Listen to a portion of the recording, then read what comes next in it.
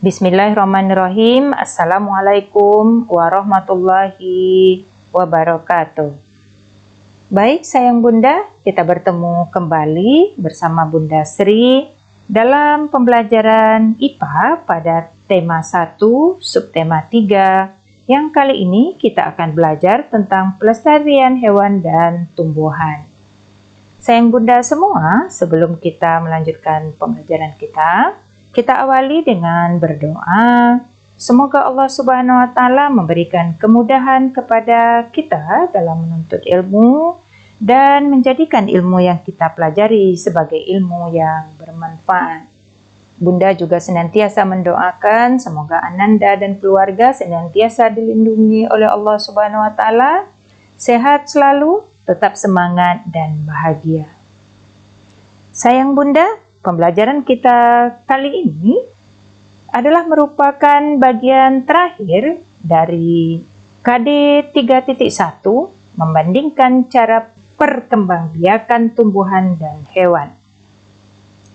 Tujuan pembelajaran kita adalah yang pertama, setelah mengikuti pembelajaran ini, Ananda dapat menjelaskan penyebab tumbuhan dan hewan menjadi langka. Yang kedua, dapat memberi contoh tumbuhan dan hewan langka di Indonesia. Selanjutnya yang ketiga, dapat menjelaskan cara pelestarian tumbuhan dan hewan langka agar tidak punah. Mengapa pelestarian hewan dan tumbuhan itu penting? Yang pertama adalah karena begitu besar manfaatnya bagi kehidupan manusia.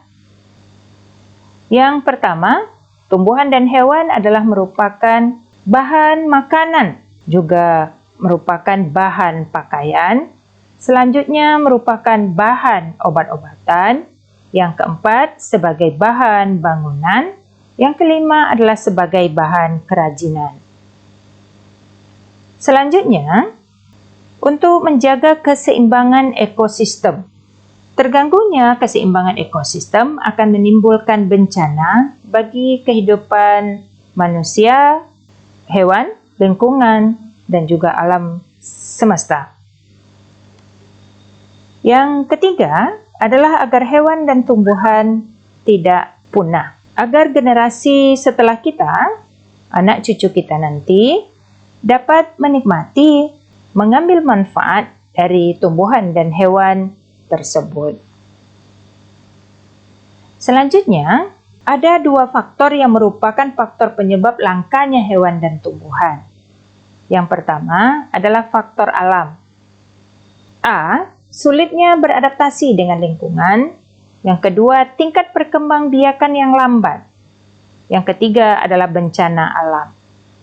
Yang kedua, yang merupakan faktor penyebab langkanya hewan dan tumbuhan adalah manusia.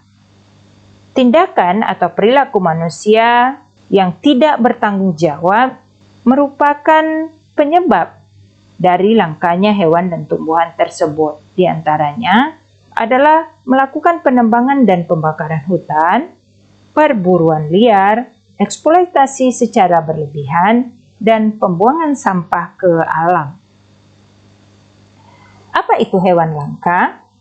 Hewan langka adalah berbagai jenis hewan yang keberadaannya sulit ditemui di alam bebas. Jumlahnya terbatas dan hanya hidup di suatu daerah tertentu. Contoh hewan langka, yang pertama adalah orang utan. Orang utan adalah merupakan jenis kera besar yang mempunyai lengan yang panjang dan berbulu kemerahan, kadang coklatan. Hidup di wilayah negara Indonesia dan Malaysia.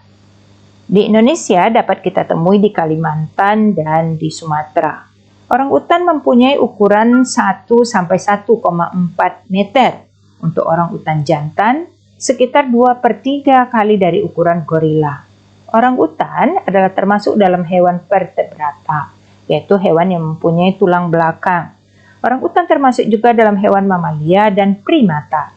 Orang utan sekarang ini merupakan binatang yang langka karena manusia banyak merusak habitatnya dan juga menjual bayi orang utan sebagai hewan peliharaan.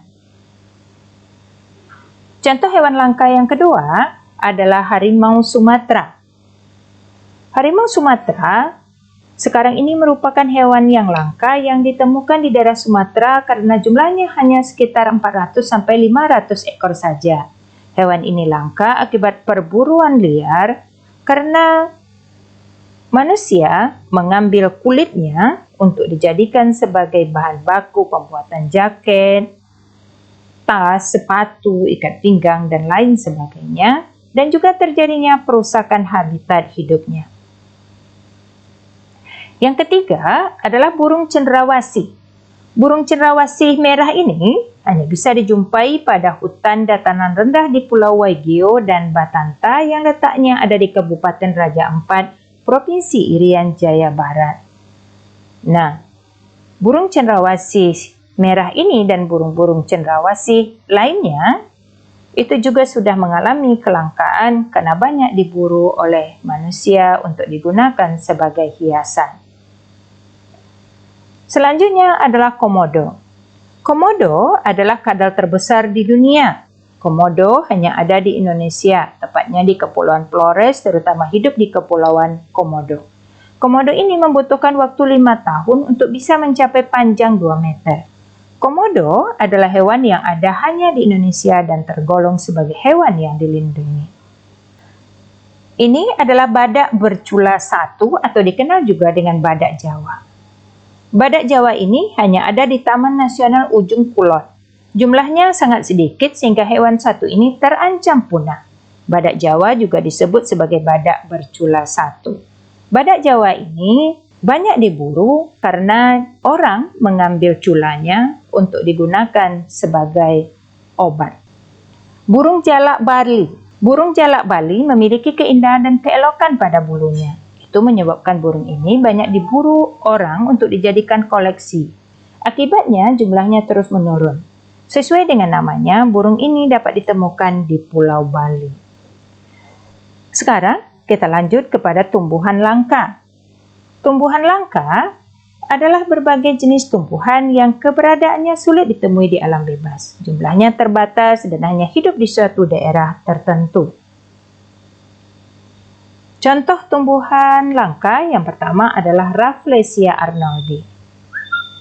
Bunga Rafflesia arnoldi mengeluarkan bau seperti bangkai, sehingga sering juga disebut dengan bunga bangkai, dan memiliki ukuran yang besar.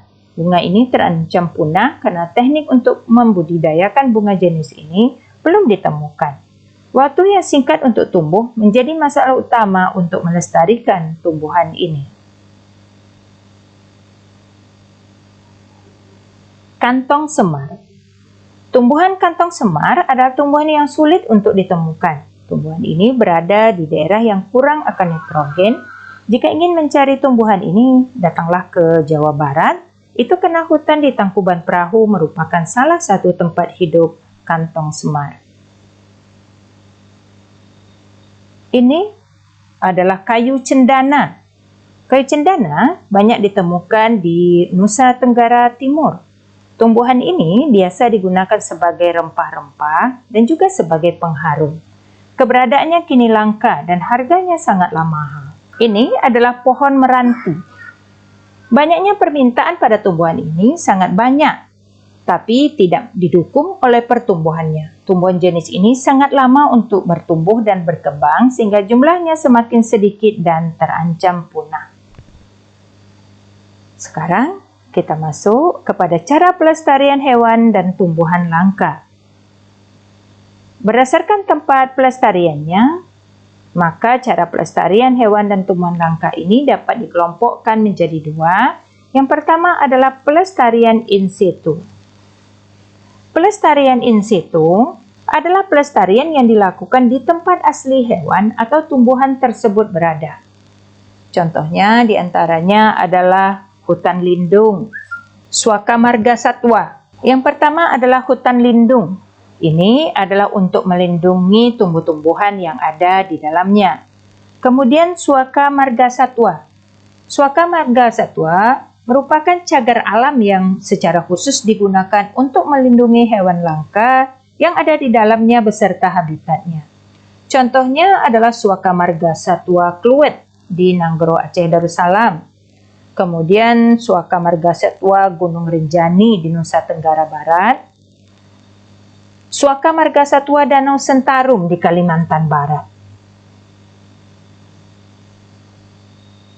Selanjutnya adalah Taman Nasional, yaitu merupakan kawasan pelestarian alam yang dikelola dan dimanfaatkan untuk kegiatan ilmu pengetahuan, pendidikan, pelatihan, serta rekreasi dan pariwisata.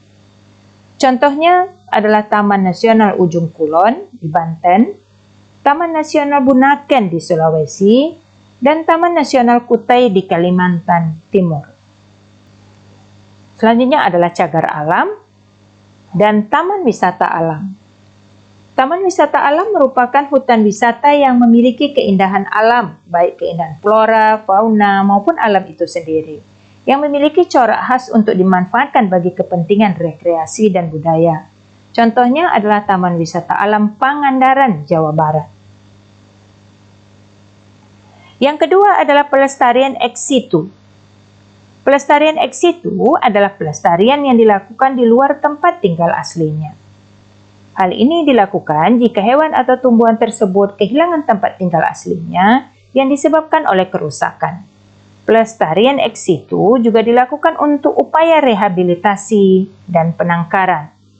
Contohnya adalah kebun botani, taman safari, kebun binatang, kebun raya, penangkaran, pembiakan hewan maupun tumbuhan langka.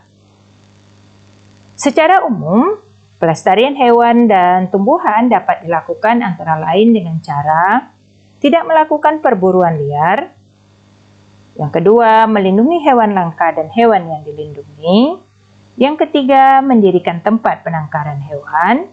Yang keempat, melarang kepemilikan hewan yang dilindungi secara pribadi. Yang kelima, adanya undang-undang atau hukum yang tegas bagi perburuan liar.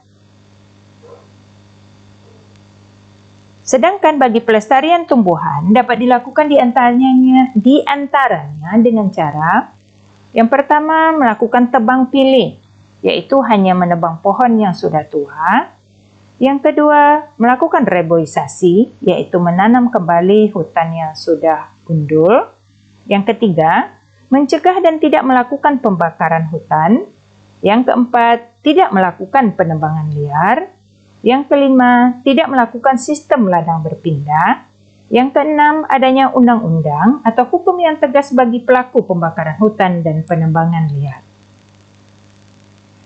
Sayang Bunda, mari kita bersyukur kepada Allah Subhanahu wa Ta'ala. Bagaimana caranya? Salah satunya adalah dengan ikut berpartisipasi aktif dalam upaya pelestarian hewan dan tumbuhan. Karena hewan dan tumbuhan itu adalah ciptaan Allah Subhanahu wa Ta'ala untuk kita gunakan dan kita manfaatkan sesuai dengan kebutuhan kita dan secara bertanggung jawab. Alhamdulillah, demikianlah pembelajaran kita hari ini.